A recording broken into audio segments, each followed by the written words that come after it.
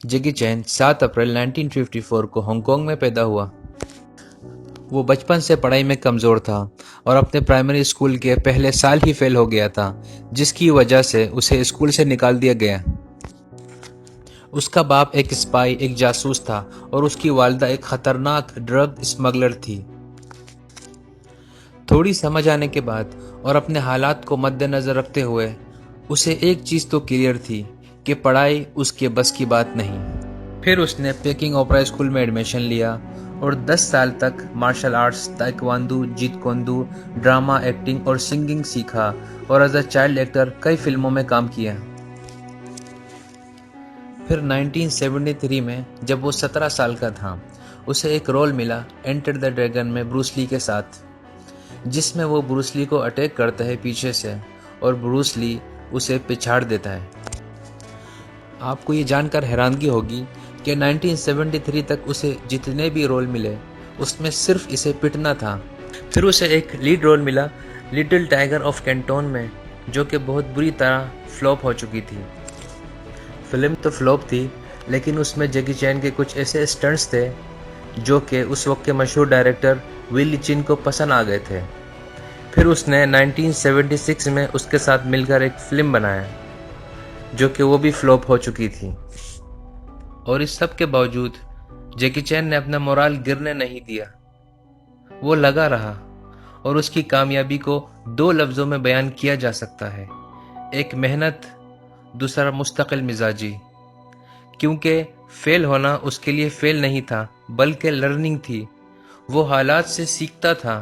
भले ही वो स्कूल में एक फेलियर था, लेकिन वो अपने हालात का एक बेहतरीन शागिर्द था। उसे अंदाज़ा था कि ब्रूस ली के मरने के बाद हर कोई फेल था।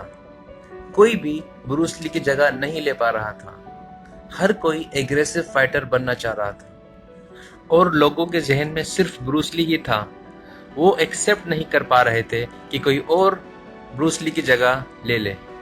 कहते हैं अगर आपका गोल क्लियर है तो उसे पाने के लिए अपने तरीके बदलो, ना कि इरादा। इसी तरह जैकी चैन ने अपना तरीका बदला और अपनी फाइटिंग स्टाइल में कॉमेडी का तड़का लगाया और हिट हो गया। उसके बाद सिर्फ 2-3 सालों में वो एशिया का मोस्ट हाईएस्ट पेड एक्टर बन गया। उसके हिट होने के बाद भी उसकी प्रॉब्लम्स कम नहीं हुई बल्कि और बढ़ गई। उसके पास पैसे आने के बाद माफिया उसके पीछे लग गई और उससे लाखों डॉलर्स का मुतालबा करने लग गई। वो अपने हिफाजत के लिए अपने साथ गन और ग्रेनेड्स लेके फिरता था और उस पर कई हमले हो चुके थे। जो भी जैसे भी हालात आए वो लगा रहा, वो डटा रहा। उसकी मुस्तकिल मिजाजी में जरा भर फर्क नहीं आया और इसी तरह करते कराते एक दिन उसकी माफिया से जान छूट गई। 1982 में उसकी शादी हुई और उसका एक बेटा हुआ। जैकी चैन के हर फेस में एक नई मुश्किलात थी। उसके चैलेंजेस खत्म होने का नाम ही नहीं ले रहे थे। 2014 में उसका बेटा जैकी चैन ड्रग केस में पकड़ा गया, जिस पर जैकी चैन ने कहा, I am ashamed, I failed to teach my son, I should also bear responsibility. Forbes के मुताबिक जैकी चैन $350 मिलियन के मालिक है। उसने अपनी सारी दौलत अपने बेटे के बजाय चैरिटी को डोनेट कर दिया और कहा, if he is capable he can make his own money, if he is not then he will just be wasting my money. Jackie Chan की अपनी स्टंट टीम है जिसे जैकी चैन स्टंटमैन एसोसिएशन के नाम से जाना जाता है, जिसके हर मेंबर को जैकी चैन ने खुद ट्रेन किया। ये कितने ख़तरनाक लोग हैं, आप इसकी मूवीज़ में और इसके स्टंट से अंदाज़ा लगा सकते हैं। कोई भी इंश्योरेंस कंपनी इनकी इंश्योरेंस लेने को तैयार नहीं है। जैकी चैन फॉलो योर ड्रीम्स की एक सच्ची मिसाल है।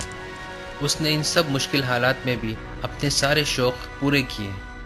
एक्टिंग के साथ उसने अपने 20 एल्बम रिलीज़ किए और अपनी मूवीज़ के कई थीम सॉन्ग खुद गाए। जैकी चैन अपने स्टंट्स खुद परफॉर्म करता था। उसे गिनीज वर्ल्ड रिकॉर्ड की जानिब से most stunts perform by a living actor का टाइटल दिया गया। 2012 में चाइनीज ज़ोडिएक रिलीज हुई। इस मूवी में जैकी चैन ने most credit in one movie का वर्ल्ड रिकॉर्ड अपने नाम किया।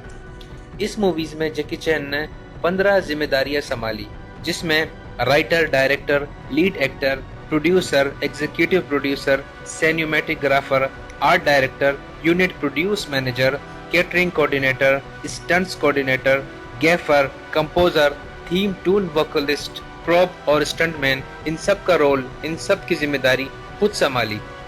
सीरियस डिजायर सीरियस सेक्रीफाइसेस मांगती है। अगर आप में भी ऐसा कोई डिजायर है तो आपको भी जैकी चैन बनना पड़ेगा। अगर आपको ये वीडियो पसंद आई और आप इस तरह की और मज़ीद वीडियो चाहते हैं तो कमेंट सेक्शन में मुझे बताएं। लाइक एंड सब्सक्राइब ज़रूर कर देना। मिलते हैं अगली वीडियो में। अभी के लिए अल्लाह हाफिज़।